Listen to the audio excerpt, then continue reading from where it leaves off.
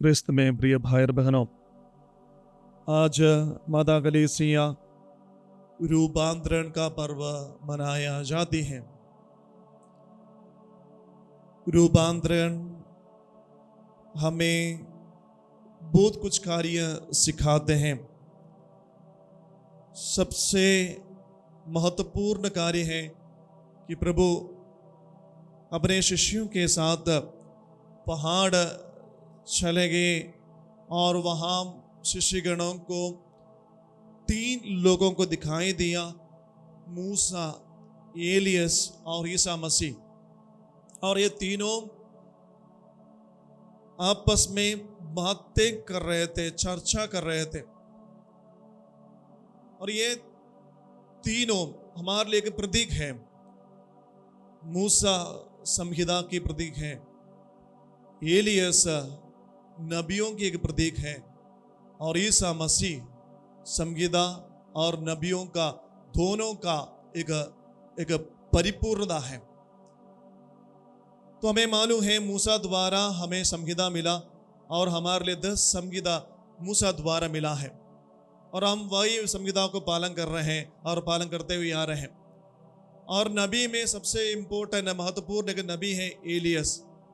ये दोनों व्यक्तियों की, ये दोनों व्यक्ति के व्यक्तिगत जीवन में ईश्वर की स्पर्श हुआ है और ईश्वर की कार्य के लिए अपने जीवन को समर्पण किए हैं एलियस और मूसा। नबियों की सारे भविष्यवाणी ईसा मसीह में परिपूर्ण हो जाते हैं और सभी संहिता ईसा मसीह पर परिपूर्ण हो जाते हैं।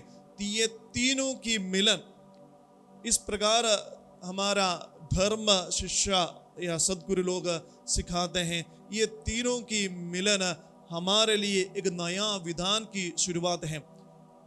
पुराने विधान और नया विधान की एक मिलन है रूपांतरण। तो प्रिय भाई और बहनों, ये रूपांतरण के बारे में जब हम चर्चा करते हैं, जब हम अनुचिंतन करते हैं, तो हमें जानना है कि पुराने विधान में जो कार्य सिखाए हैं, सिखाते हैं, वो हमारे नए विधान में भी परिपूर्ण हो जाते हैं। पुराने विधान में हम जो सुनते आ रहे हैं वो सभी कार्य नया विधान में ईसा मसीह की आगमन से परिपूर्ण हो जाते हैं और वो परिपूर्णता आज हम सभी लोगों के जीवन में प्राप्त हो जाते हैं। तो आज हम ईसा मसीह की रूपांतरण की पर्व मनाए जाते समय हमारे जीवन में भी ये रूपांतरण होना बहुत जरूरी है। हमारे जीवन में भी नए विधान और पुराने विधान में जो शिक्षा है वो हमारे जीवन में ग्रहण हो जाना, हमारे जीवन में भी परिपूर्ण हो जाना जरूरी है। जब तक हमारे जीवन में ये नए विधान और पुराने विधान प्रकट नहीं हो गए, पूरा नहीं हो गए, तब तक हमारे जीवन में कमियां हमेशा रह जाते हैं। तो हम प्रार्थना करेंगे ईश्वर की शक्ति हमारे जीवन में भी प्रकट हो जाने के लिए, हमारे जीवन में भी रूपांतरण हो जाने के लिए हम भी शिष्यगण जिस प्रकार नबियों को देखे, एलियस को देखे, मूसा को देखे, ईसा मसीह को देखे हैं, उसी प्रकार हमारे जीवन में भी रूपांतरण हो जाने के लिए। और साथ के साथ पेतरुस ने ये तीनों के लिए तंबू बनाने के लिए प्रयास कर रहे थे, तब एक वाणी सुनाई पड़ा, ये मेरा प्रिय पुत्र है, इसको सुनो, इसके जो बातें हैं उसको सुनो।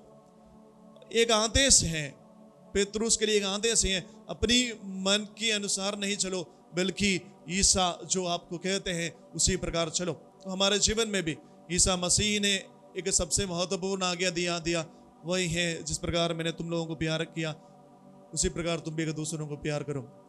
वही आज्ञा को पालन करते हुए उन्हें जो हमसे कहते हैं उसी प्रकार जीने के लिए हम प्रयास करेंगे। पिता, पुत्र और पवित्र आत्मा के नाम पर आमीन।